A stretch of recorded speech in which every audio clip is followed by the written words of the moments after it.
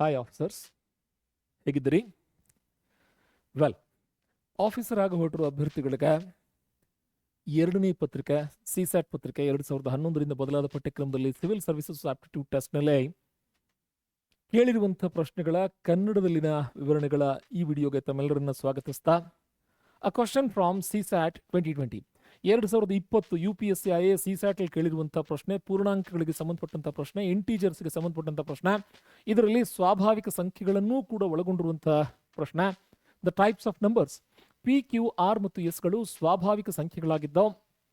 ಇವುಗಳ ಮಧ್ಯದ ಸಹಸಂಬಂಧವನ್ನ ಒಂದು ಇಕ್ವೇಶನ್ ಕೊಟ್ಟಿದ್ದಾರೆ. ಆ ಸಮೀಕರಣದಿಂದ ಪ್ರತಿನಿಧಿಸಿದ್ರೆ ಇವುಗಳಲ್ಲೇ ಅತಿ ದೊಡ್ಡ ಸ್ವಾಭಾವಿಕ ಸಂಖ್ಯೆ ಯಾವುದು? Let PQR and S be natural numbers. Natural numbers ಅಂದ್ರೆ the numbers used for counting purpose such that P minus 2016 equal to Q plus 2017 equal to R minus 2018 equal to S plus 2019. ಇವುಗಳಲ್ಲೇ ಎಲ್ಲಕ್ಕಿಂತ ದೊಡ್ಡ ಸಂಖ್ಯೆ ಯಾವುದು ಅಂತ ಪ್ರಶ್ನೆ. ಹಾಗಾದ್ರೆ ಈ ಪ್ರಶ್ನೆನ ಬಿಡಿಸೋ ವಿಧಾನ ನೋಡಿ ಸ್ನೇಹಿತರೆ. ಸ್ವಾಭಾವಿಕ ಸಂಖ್ಯೆಗಳು ಅನ್ನೋ ಸಿಲೆಬಸ್ಸು ಕೇವಲ IASಗೆ ಇದೆ. ಈ syllabus IAS, KS, UPSC, KPSC, LIC, RRB, even teachers, police, PSI ಎಲ್ಲರಿಗೂ ಇರುವಂಥ ಪಠ್ಯಕ್ರಮದ ಪ್ರಶ್ನೆ ಇದು. ಹಾಗಾದ್ರೆ ಬಿಡಿಸೋ ವಿಧಾನ ಹೇಗೆ ನೋಡ್ಕೊಳ್ಳಿ ಪುಟ.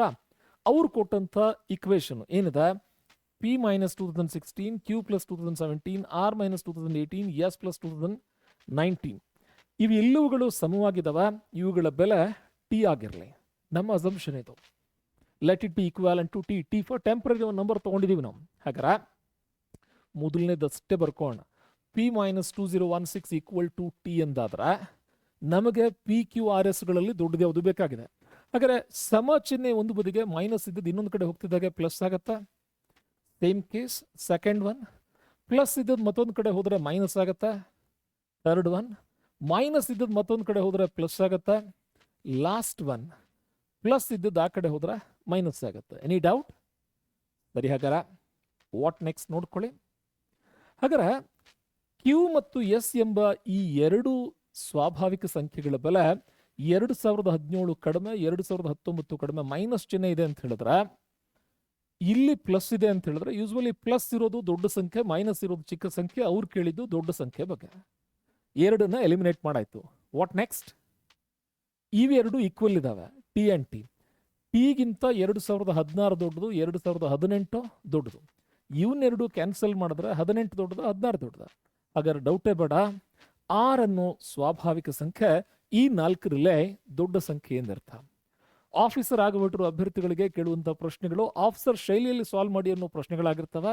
ಸಿಸ್ಯಾಟ್ ಡಿಫಿಕಲ್ಟ್ ಇಲ್ಲ, ಸಿಸ್ಯಾಟ್ ಡಿಫರೆಂಟ್ ಆಗಿದೆ.